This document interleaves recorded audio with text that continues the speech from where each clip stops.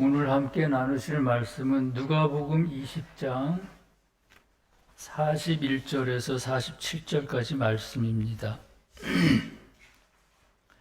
말씀을 읽겠습니다.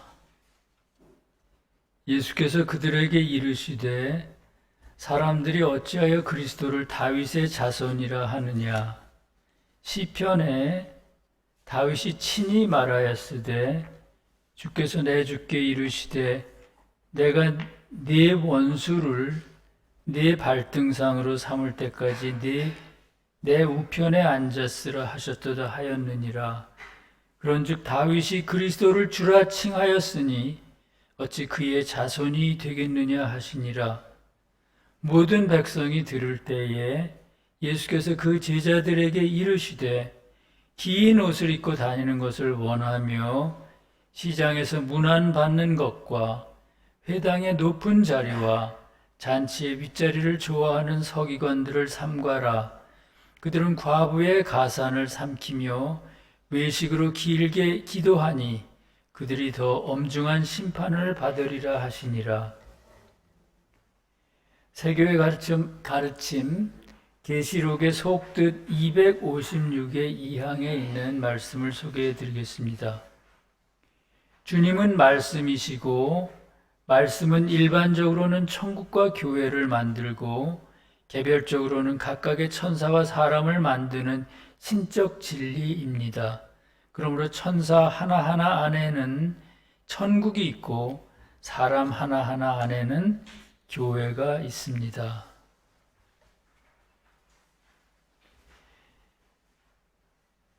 주님 당시 유대교회 안에는 두 개의 파벌이 있었다고 언젠가 말씀드린 적이 있죠. 그러나 사실은 바리새파, 사두개파, 그리고 에세네파라는 세 개의 파가 있었고 그 가운데 백성들로부터 가장 신망을 얻는 파는 바리새파였습니다. 바리새라는 말은 히브리어로 페루심에서 비롯된 말인데 분리된 자라는 뜻입니다. 기원전 130년경, 그러니까 이스라엘 백성이 바빌론의 포로로 잡혀있던 기간에 유대인들 사이에는 말씀으로, 즉 성경으로 돌아가자는 운동이 있었습니다.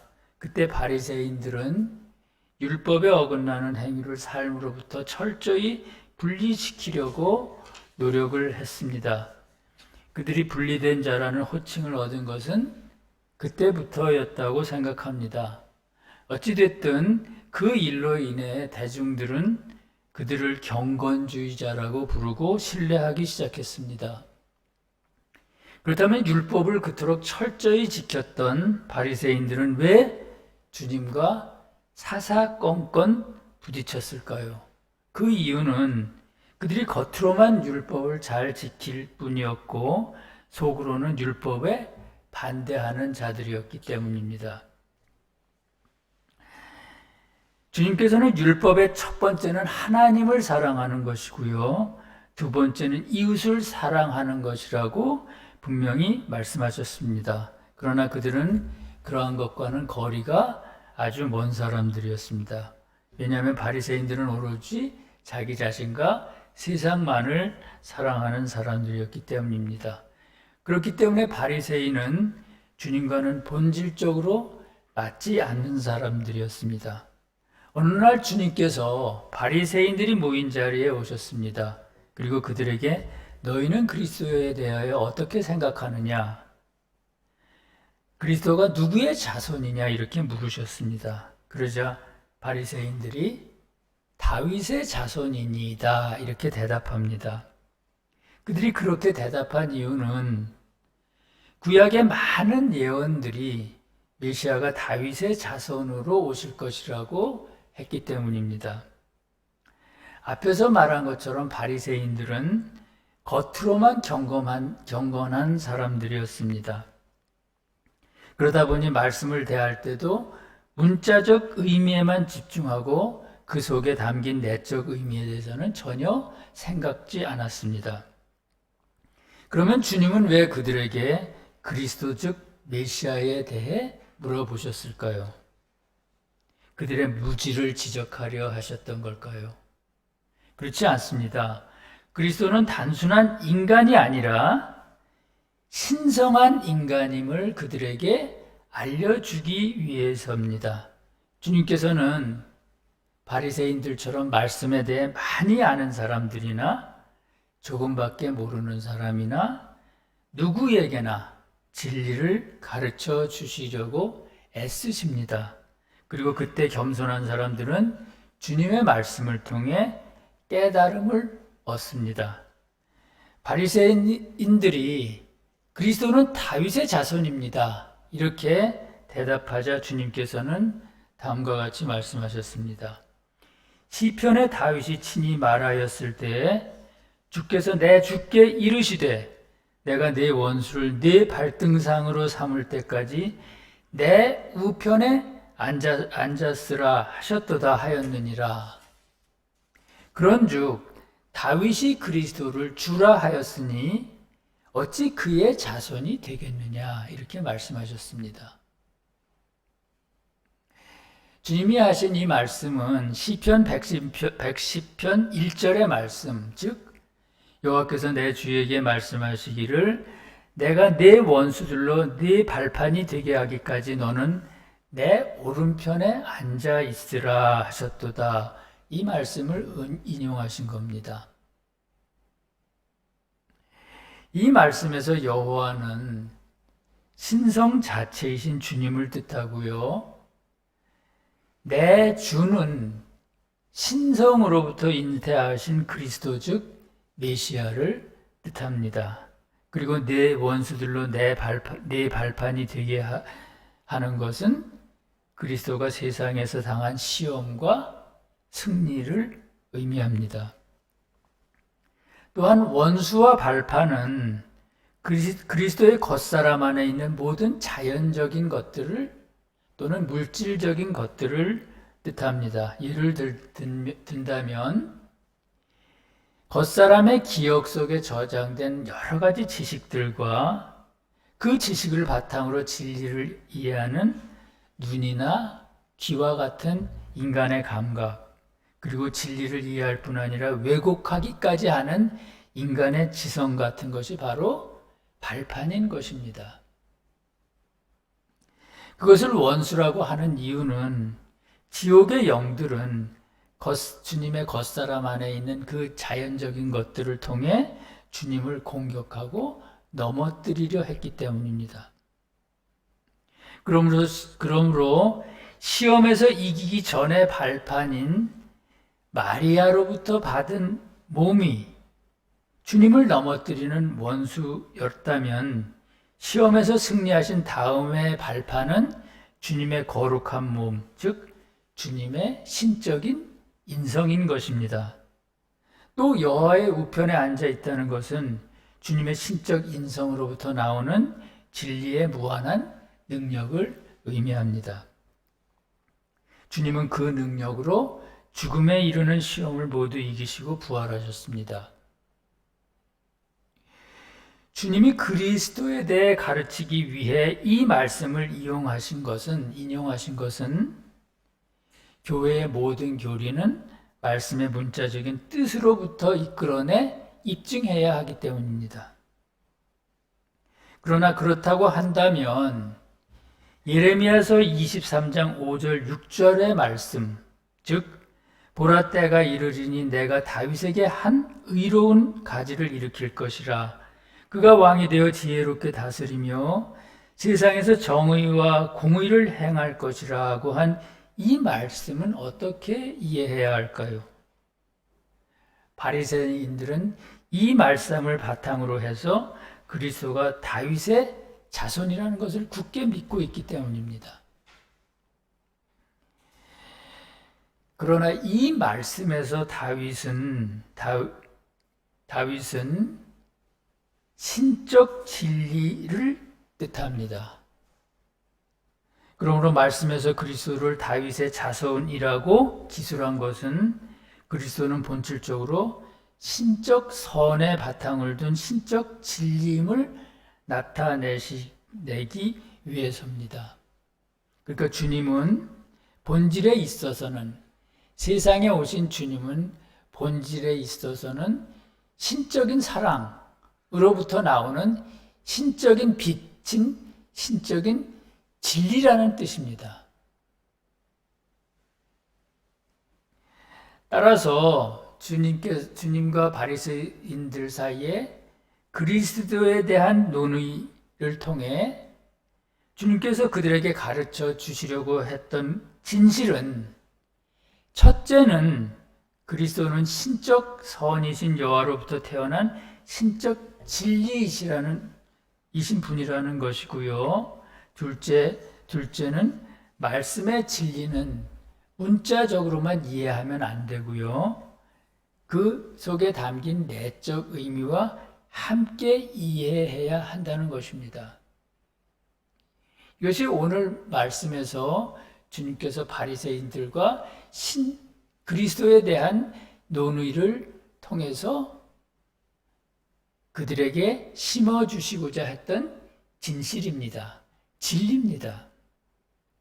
주님이 그 말씀을 하시자 바리새인들은 주님의 말씀을 받아들이지를 않았습니다. 그리고 정작 바리새인과 함께 있었던 겸손한 사람들이 주님의 말씀을 받아들였습니다. 그것을 오늘 본문 45절에서는 주님의 말씀을 모든 백성이 들었다, 이렇게 표현하고 있습니다. 여기서 백성은 진리를 사랑하는 모든 사람을 뜻하고요. 그리고 말씀을 들었다는 것은 그들이 말씀을 듣는 순간 그 속에 담긴 진리에 복종했다는 뜻입니다. 왜냐하면 말씀에서 듣는다는 것은 복종하는 것을 의미하기 때문입니다. 주님께서 각 사람에게 오셔서 진리를 가르쳐 주실 때 겸손한 사람들은 즉시 진리를 받아들여 그대로 실천합니다. 반면에 주님을 믿는다고 하면서 주님보다는 자신의 지성을 더 믿는 바리새인들과 같은 사람들은 주님이 말씀하셔도 받아들이질 않습니다. 그래서 주님께서는 제자들에게 이렇게 말씀하십니다. 46절의 말씀입니다. 긴 옷을 입고 다니는 것을 원하며 시장에서 문안받는 것과 회당의 높은 자리와 잔치의 윗자리를 좋아하는 서기관들을 삼가라, 이렇게 말씀하셨습니다. 긴 옷이 뭘까요? 긴 옷은 본래 하나님의 신성한 진리를 뜻합니다. 그러나 오늘 말씀에서는 반대로 인간의 진리, 즉 인간의 지성에서 나오는 거짓 진리를 의미합니다. 그리고 시장은 말씀의 진리와 선이 유통되는 곳, 즉 교회를 뜻합니다. 또 잔치는 우리가 드리는 예배를 뜻합니다. 서기관과 바리새인은 그러면 누굴까요? 그들은 모두 겉과 속이 다른 위선자들을 말합니다. 따라서 이 말씀의 의미는 주님의 제자들은 하나님을 말씀을 왜곡해 거짓 진리를 만들거나 또한 그렇게 해서 교회에서 윗자리에 앉으려고 하는 위선자가 되면 절대로 안 된다는 뜻입니다. 어떤 의미에서 이 말씀은 이 시대에 우리 새교회 사람들에게 하시는 말씀이기도 한 것입니다. 이 말씀에 이어서 주님께서는 또 이렇게 말씀하셨습니다. 그들은 과부의 가산을 삼키고요, 외식으로 길게 기도하니 그들이 더 엄중한 심판을 받을 것이다, 이렇게 말씀하셨습니다. 말씀에서 과부는 선한 애정은 있는데 진리가 없는 사람을 뜻합니다. 그런 사람들은 어떤 사람들일까요? 진리를 간절히 배우기를 원하는데 진리가 없어서 진리를 찾지 못해서 속이 타는 사람들입니다. 그런 사람들이 과부입니다. 영적으로는요. 또 외식으로 길게 기도하는 사람은 교회 안에 있는 사람들로서 경건한 척 자신을 꾸미지만 사실은 속은 전혀 경건하지 않은 위선자들을 말합니다. 주님 당시나 지금 이 시대나 교회 안에는 바리새인과 같은 위선자들이 있습니다. 그들은 겉으로는 경건한 것처럼 하면서 속으로는 진리를 왜곡하고 그것을 가지고 진리를 갈망하는 교인들을 잘못된 길로 끌고 갑니다. 바로 그런 것이 교회 안의 위선자들이 과부의 가산을 빼앗는 일입니다.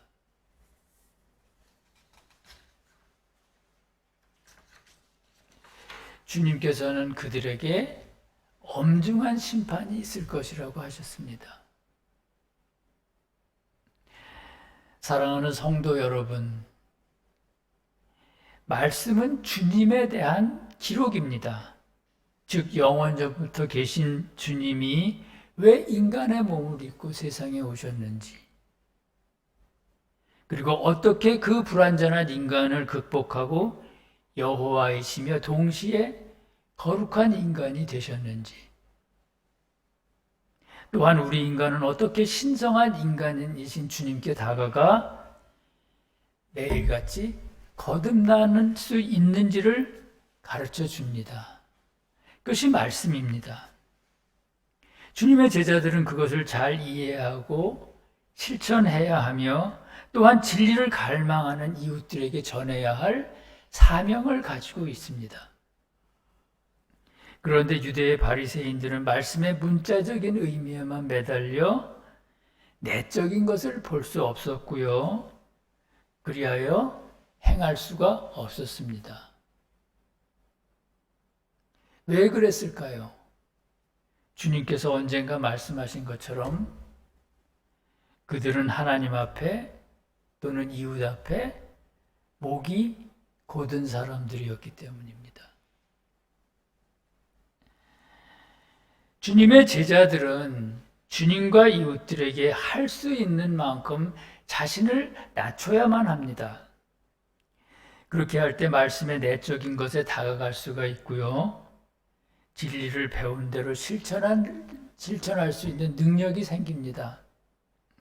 그래서 주님께서는 제자들에게 긴 옷을 입고 다니는 것을 원하며 시장에서 문안받는 것과 회당의 높은 자리와 잔치의 윗자리를 좋아하는 서기관들을 삼가라고 하셨습니다. 그런 사람이 되지 말라는 것입니다. 그러므로 우리 세교회인들은 각자의 마음속에서 바리새인을 몰아내는 노력을 게을리하면 안 됩니다. 주님의 그런 은혜가 세교회의 모든 성도들과 이 진리를 사랑하는 모든 이들에게 함께 하시기를 간절히 기도합니다. 평화를 공포하며 복된 좋은 소식을 가져오며 구원을 공포하며 시온을 향하여 이르기를 네 하나님이 통치하신다 하는 자의 산을 넘는 발이 어찌 그리 아름다운가. 아멘. 기도하겠습니다.